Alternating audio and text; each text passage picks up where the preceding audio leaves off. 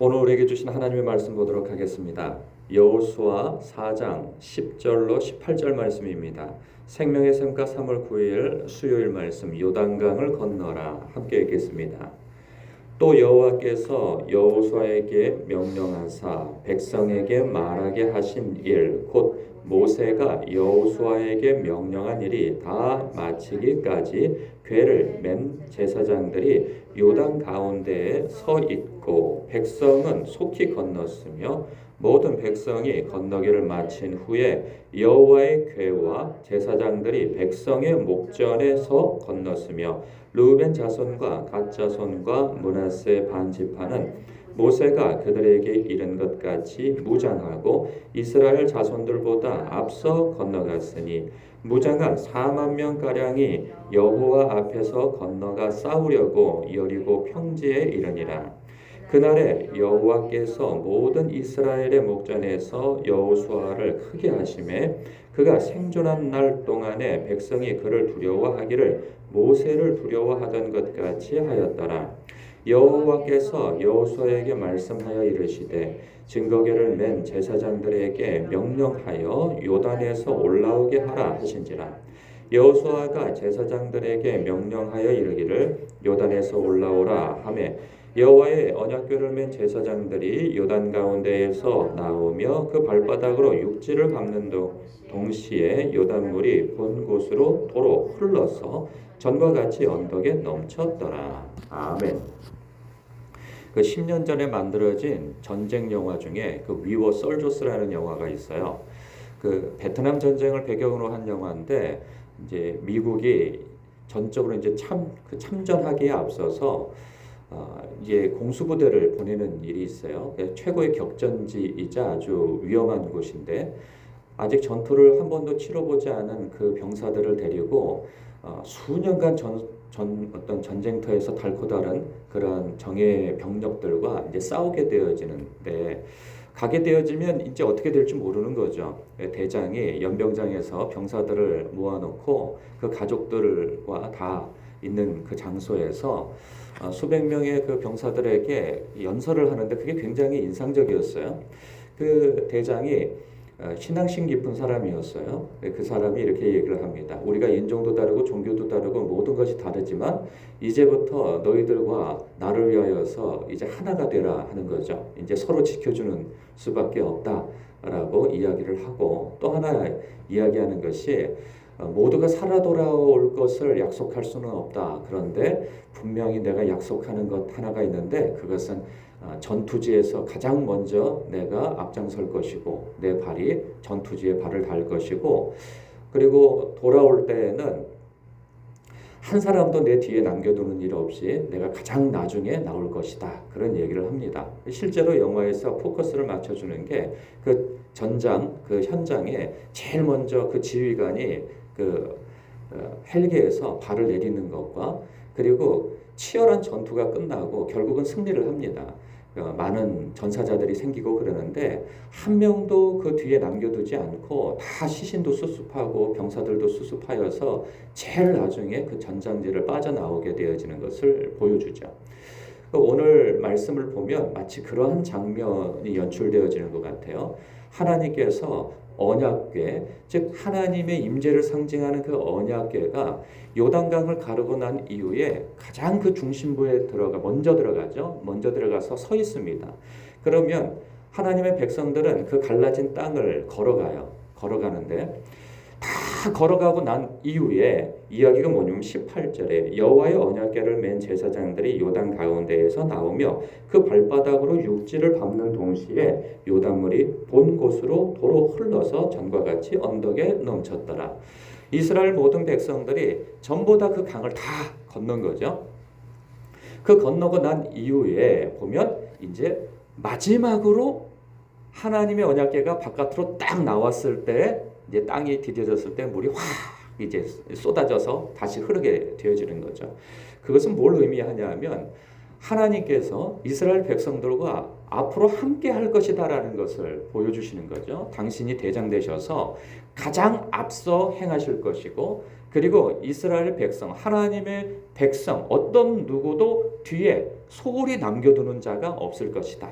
그러니까 하나님의 백성이 다 군사로 표현되어지는데 그 군사를 소모품처럼 쓰게 되어지는 일은 없다는 거죠. 하나님께서 앞서 행하시고 마지막 뒤에까지도 다 봐주신다는 거예요. 그러니까 내가 너와 항상 함께 할 거야. 그 약속을 해주시는 것을 가시적으로 보여주시는 거죠. 우리의 삶 속에서도, 성경 속에서도 하나님께서, 우리 주님께서 세상 끝날까지 내가 너희와 항상 함께 할 것이다 라는 약속을 주셨고, 자든지 깨든지 내가 너희와 항상 함께 할 것이다 라고 하는 그런 약속을 주셨단 말이죠. 우리의 삶은 영적인 전투 가운데 놓여 있습니다. 이 영적인 전투 가운데 때때로 보면 내가 혼자야 라고 생각되어질 때 두려움이 엄습하죠. 그러나 이 약속의 말씀은 가시적으로 보여주는 것이 하나님께서 당신의 택한 백성과 이 영적인 전투 속에서 결코 혼자 내버려 두는 일은 없다라는 그 약속의 말씀을 주시는 것과 같습니다. 내가 너희의 앞서 행할 것이고, 그리고 너희의 뒤에서 호위하여 너의 삶 속에서 결코 낙오되어지는 일은 없다. 나에게 버려지는 일도 없고 내 눈 밖에서 그런 일이 있어서 이런 일 없다라고 말씀하시는 것과 같은 거죠. 그러니 용기를 내어 이 영적인 전투에 끝까지 함께 하자, 그 말씀과도 같은 것입니다. 또 하나 여기서 눈여겨볼 것은 뭐냐면 그 제사장들이에요. 하나님의 언약궤를 맨 제사장들이 그 말씀대로, 말씀이 있었으니 그들이 언약궤를 메고 그 안으로 들어갔겠죠. 근데 그 중심부에 그 언약궤를 메고 서 있는 거예요. 생각해 보세요. 최소한 12지파 가운데에서 3개 지파, 2개 지파 반은 남겨두고, 그리고 군사들만 오고 그 가족들은 다 남겨둔 거죠. 그럼 나머지는 다 건너온다면 적어도 150만 이상은 될 거란 말이죠. 그 사람들이 그 강을 한 줄로 건너겠습니까? 그러진 않았겠죠. 그냥 쫙 넓게 이렇게 말라있는 그 땅을 한꺼번에 넘어왔을 거예요. 그런데 여러분 150만, 아니 적게 잡아서 100만이라 잡는다 할지라도 그 수가 어마어마합니다. 정말 헤아릴 수가 없어요. 그 끝을. 그 사람들이 건너가는데 한두 시간에 건너갈 수 있을 것 같습니까? 그렇지 않아요. 거기 뭐 짐도 있고 달구지도 있고 하여간 모든 짐들이 있는데 빨리 건너도 하여간 하루 종일 건널 거라 말이죠. 그러면 그 제사장들이 거기에 딱 서서 버티고 있을 때 무슨 생각이 들까요? 그 사람들 자기들이 거기 서 있는 의미를 알까요? 저는 그 제사장들이라 할지라도 그 의미를 모른다고 생각해요. 하라고 하니까 하는 거죠. 하나님의 명령이 있었고 지도자의 명령이 있으니까 거기에 서 있는 거예요. 그러나 자기들이 왜 거기에 그렇게 서 있어야 하는지는 모를 거예요. 버텨내는 것이죠. 저는 그런 생각이 들어요. 우리의 삶 속에서도 하나님께서 약속의 말씀을 주신단 말이에요. 각 사람들에게 기도 중에 주셨던, 성경 읽다 주셨던 간에 그 약속의 말씀을 붙드는 그런 삶이 우리에게 다 있단 말이죠. 그런데 그 약속의 말씀은 있는데 그 약속의 말씀을 붙들고 살아갈 때 이게 무슨 의미에서 이 말씀을 주셨는지 모를 때가 많아요. 처음엔 알 것 같죠. 주신 거에 대해서 너무나도 감사하죠. 근데 그 말씀 붙들고 살아가는데 이 말씀이 내 삶 속에서 일어나는 것 같지가 않는 때가 많단 말이죠. 그러면 우리는 의심하게 되어져. 왜 내가 이 말씀을 붙들고 이렇게 견뎌내야 하는가라고 의심이 들어올 때가 많아요. 그런데 저는 오늘 말씀 속에서 그 의심이 들든 뭐하든 버텨내라는 거죠. 그 말씀 붙들고 하나님 안에서 버텨내라는 거죠. 그들은 언제 깨달았을까요? 저는 이때 깨달아 알았을 거라고 생각해요. 다 건너고 난 이후에 그들이 이제 언약궤를 메고 육지로 들어설 때 그 물이 확 흘러버리잖아요. 아, 하나님께서 이런 의미구나.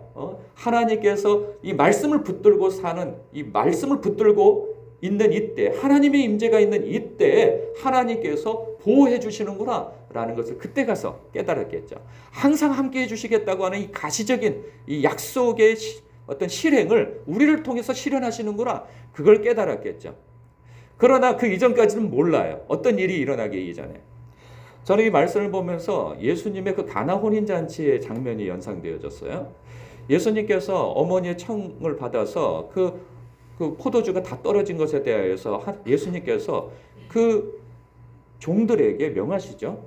이 6항아리가 있는데 그 6항아리에 물을 가득 채우라는 거예요. 문제는 뭐냐면 지금 포도주가 떨어졌다는 것이고 그 포도주를 채워야 한다라고 하는 것인데, 문제는 그 종들이 받은 그 명령은 뭐냐면 여기다 물을 채우라는 거예요. 물을 채우라니까 채우지만 그 채우는 동안에, 그 6항아리를 채우는 동안에 무슨 변화가 일어납니까? 5항아리를 채운들 그게 무슨 변화가 일어납니까? 6항아리를 채웠을 때 예수님께서 떠다 연회장에 갖다 주어라 할 때 무슨 일이 벌어지는 거죠? 그 이전까지는 아무런 일이 안 일어나요. 이 붓는 동안에 왜 이걸 해야 하는지, 아니 손님들이 이미 다 와서 더 이상 정결례를 행할 필요가 없는데 이제 와서 왜 물을 굳이 이걸 다 들이부으라고 하는지 종들은 모릅니다. 그러나 언제 알아요? 물 떠서 연회장에 갖다 주었을 때 그 물이 포도주로 바뀐 것을 보고 그때 가서 안단 말이죠. 그때 하는 말이 무엇입니까? 아무도 아는 사람이 없으나 물 떠온 하인들은 안다는 거예요. 마치 그런 것처럼 우리 주님께서 우리에게 약속의 말씀을 주신단 말이죠. 그러면 우리는 그 말씀을 붙들고 의미를 모를 때도 있어요. 그러나 주님께서 하라 하시면 견뎌내야 하는 거죠. 버텨내야 하는 거예요. 그러면 하나님께서 때가 이르면 높여주시는 때가 있고 응답해 주시는 때가 온다는 거죠. 여러분들에게 약속의 말씀을 주셨습니까? 그러면 그 말씀을 붙들고 여러분의 삶의 현장 속에서 버텨내십시오. 순종하십시오. 그러면 그 결과를 주님께서 손에 쥐어주신다는 거죠. 그 다른 말씀이 있기 이전까지는 그 말씀 붙들고 견뎌내시길 주님의 이름으로 축복합니다. 오늘 말씀 속에 또 하나 주목했으면 좋겠어요. 뭐냐면 14절이에요. 그날에 여호와께서 모든 이스라엘의 목전에서 여호수아를 크게 하셨다는 거예요. 그가 생존한 날 동안에 백성이 그를 두려워하기를 모세를 두려워하던 것 같이 하였더라는 거예요. 여러분, 이게 사실 보고 나면 여호수아에게 무슨 능력이 있습니까? 개인적으로 보면 아무런 능력 없어요. 그가 언제 능력이 나타납니까? 주님께서 하라 하신 걸 하니까 그것이 이루어져서 그가 능력 있는 사람으로 드러나는 거죠. 개인적인 지혜나 전략 이런 거 사실 없어요. 주님께서 하라는 것은 말씀을 붙들고 주야로 묵상하고 하라는 거예요. 그리고 나머지는 사실 나머지가 궁금한 거죠. 사람은. 아니 이 전쟁을 어떻게 승리할 것이며 누구를 통해서 무엇을 할 것이며 이런 전략과 여러 가지가 다 있어야 되잖아요. 그런데 그것에 대해서 미리 말씀해 주실 바가 없어요. 그런데 하나님께서 이거 해라 하면 그거 하는 거예요. 저거 해라 하면 저거 하는 거예요. 마치 그거와 같아요. 우리가 다니엘서를 묵상했는데 다니엘이 무슨 능력이 있습니까? 하나님 빼고 나면 그는 능력이 없는 사람이에요. 배경도 출신도 아무것도 없는 사람이에요. 그러나 하나님 안에 있으니까 그가 능력 있는 사람이 되어지는 거예요. 그런데 그 능력이 어떻게 해서 나옵니까?